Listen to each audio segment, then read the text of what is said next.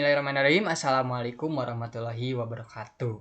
Perkenalkan, saya Eka Sutisna, mahasiswa dari UIN Sunan Gunung Jati, Bandung, Fakultas Tarbiyah dan Keguruan, Prodi Pendidikan Matematika.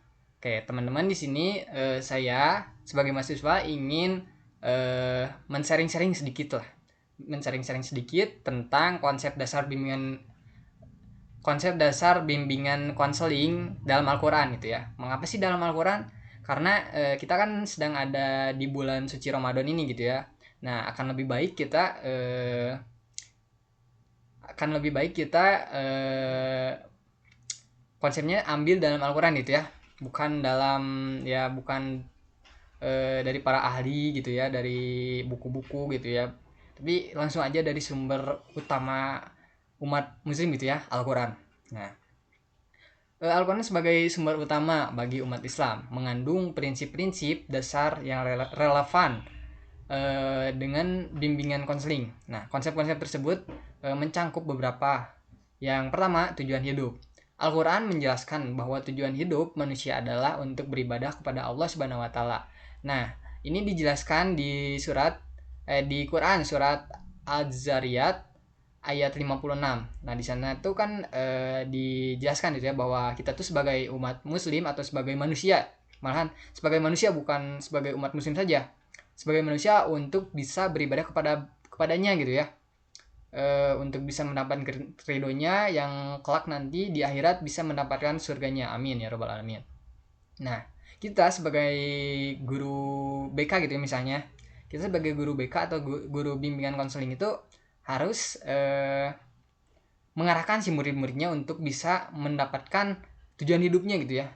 Tujuan hidupnya untuk kelak di masa depan nanti, untuk bisa hidup di masa depan nanti gitu ya, untuk bisa mencapai masa depan yang cerah gitu ya. Nah, mengapa sih kita tuh harus mengarahkan si anak-anak itu untuk menemukan tujuan hidup masing-masing sih? Kenapa gak sendiri aja gitu nyari? Emang si murid-murid tersebut tuh gak bisa nyari sendiri gitu ya? Harus ada arahannya gitu ya. Kalau misalkan itu mah kita kan sebagai guru bimbingan konseling kan harus bisa mengarahkan anak-anak tersebut gitu ya untuk bisa mencapai tujuannya gitu ya, tujuan hidupnya gitu ya, yang memang kan kalau misalkan dari SD gitu ya, cita-citanya tuh memang tinggi-tinggi gitu ya. Kalau misalkan di SD gitu ya, ada yang mau jadi pemain bola, ada yang mau jadi TNI, ada yang mau jadi apalagi pemadam kebakaran, ada yang pokoknya yang tinggi-tinggi banget gitu ya. Tapi si pemikiran itu akan berubah gitu ya setiap saatnya gitu ya. Saat masuk SMP tiba-tiba berubah gitu ya. Aduh, ini asal jadi berat gitu ya. Kalau misalkan jadi pemain bola, misalkan pemain bola asal jadi berat gitu ya. Nah, terus diubah itu pemikirannya, mau jadi ini aja lah, mau jadi guru atau mau jadi apa gitu ya. Nah, kelak nanti di SMA juga Pak pasti bakal berubah lagi gitu ya. Pasti bingung malah di SMA gitu ya, mau jadi apanya gitu ya. Di SMA masuk atau di SMK gitu ya, di SMA atau di SMK masuk, eh itu kelak pasti akan bingung gitu ya. Soalnya saya juga mengalami gitu ya sebagai siswa SMA gitu ya, sebagai siswa SMA mengalami gitu ya, ini mau jadi apa gitu ya. Ada yang nyaranin gitu mau masuk TNI, tapi terlalu berat gitu ya. Awalnya memang sih saya pengen ke TNI, cuman berat gitu ya, terlalu berat untuk saya masuk TNI gitu.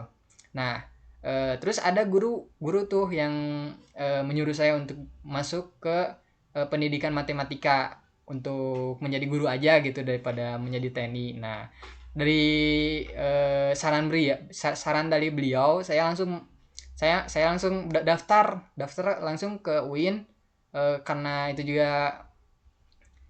juga termasuk saran dari beliau. Saya daftar ke UIN dan alhamdulillah saya masuk ke pendidikan matematika yang memang saya inginkan gitu ya. Nah, karena dari kata-kata yang saya sebutkan atau pengalaman yang saya tadi sebutkan gitu ya, kita sebagai guru bimbingan konseling itu harus bisa mengarahkannya gitu, kayak gitu tuh. Yang awalnya kan saya gak ada tujuan hidup gitu ya, mau kemana ini, mau ke tentara berat gitu ya, harus ada fisik kuat, harus siap ini siap itu. Nah, kan jadi bingung gitu ya si siswanya, si siswanya gitu ya. Dan pada akhirnya ada guru yang mengasih tahu itu kan mengarahkan ke arah yang memang harus ditempuh gitu ya, harus yang memang bisa ditempuh gitu ya. Dan itu langsung si siswa itu langsung pasti eh, pasti akan mengarah ke sana gitu ya, mengarah ke tujuan itu. Oh, saya memang lebih bagusnya di sana aja gitu ya sebagai guru gitu ya. Nah langsung kan bisa daftar gitu ya ke kuliah, atau misalkan ya kuliah gitu ya, kalau misalkan gak ada, kalau misalkan gak ada kerja, gak ada uang gitu ya, gak ada uang, gak ada ekonomi gitu ya si keluarganya tuh, ya paling bisa disolusikan lagi gitu ya sama gurunya gitu ya. Nah itu jadi kita sebagai guru gitu ya, sebagai guru, terutama guru bimbingan konseling gitu ya, terutama kita terus bisa mengarahkan si siswa-siswi tersebut gitu ya, murid-murid kita yang kelak nanti kita bimbing itu harus bisa diarahkan gitu ya ke tujuan, untuk bisa menemukan tujuan hidupnya gitu ya. Masa eh, kita sebagai manusia itu gak ada tujuan hidupnya, masa tujuan hidupnya cuma beribadah kepada Allah. Memang sih bagus itu beribadah kepada Allah, tapi kan itu untuk di akhirat nanti, bukan untuk kita hidup di dunia gitu ya. Kalau di, jangan terlalu memikirkan akhirat gitu ya, kita harus memikirkan juga dunia gitu ya, gitu. Jadi oke, untuk yang keduanya tuh fitrah manusia gitu ya. Nah, manusia diciptakan dengan fitrah atau potensi dasar untuk berbuat baik. Itu disebutkan di Quran surat Ar-Rum ayat 30. Nah, kita sebagai guru BK atau bimbingan konseling membantu individu mengembangkan potensi positif ini dan mengatasi kecenderungan negatif. Nah, jadi kita tuh harus bisa mengembangkan itu ya potensi positif dari si individu atau si murid tersebut untuk bisa berkembang gitu ya. Dan kita juga harus bisa mengatasi gitu ya, mengatasi kecenderungan negatifnya gitu ya. Misalkan gitu ya, si murid ini bagus banget gitu ya dalam menggambar atau melukis gitu ya. Nah, kita tuh harus bisa memberitahu kepada murid tersebut gitu ya untuk berkembang di bidang tersebut gitu ya, di bidang melukis, menggambar, dan yang lain-lain berhubungan dengan hal tersebut gitu ya.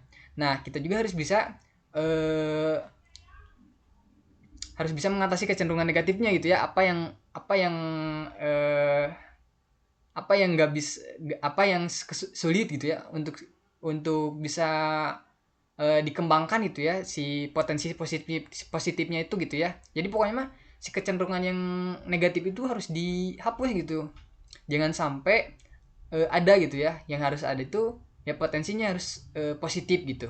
Oke, yang terakhir ada tanggung jawab individu. Nah, setiap individu bertanggung jawab atas perbuatannya. Nah, Quran surat Al-Muddasir ayat 38 itu yang dijelaskan gitu ya di Quran surat tersebut.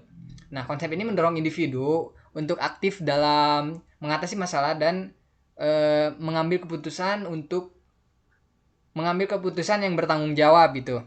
Nah, jadi kita tuh sebagai guru bimbingan konseling itu harus bisa mendorong si individu tersebut atau si murid tersebut untuk bisa aktif gitu ya, untuk bisa aktif mengatasi masalah-masalah yang akan dihadapi mereka gitu. Masalah-masalah tersebut pasti akan mengambil keputusan tersebut harus dilandasi dengan tanggung jawab yang besar. Nah, jadi kita sebagai ya sebagai guru bimbingan konseling harus bisa mendorong si individu atau si murid tersebut untuk bisa mengatasi masalah tersebut gitu ya. Misalkan ada murid yang kesulitan untuk memilih kampus gitu ya. Misalkan Pak, saya ingin kuliah tapi bingung ingin ke kampus mana gitu.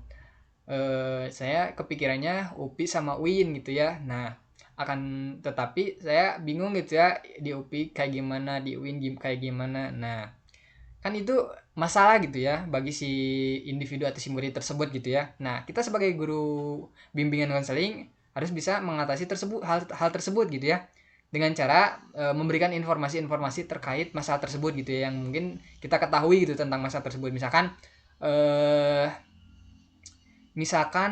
tadi kampus UIN dan kampus UPI-nya. Nah, kita jelaskan gitu ya di kampus UPI gimana, SPP-nya berapa, terus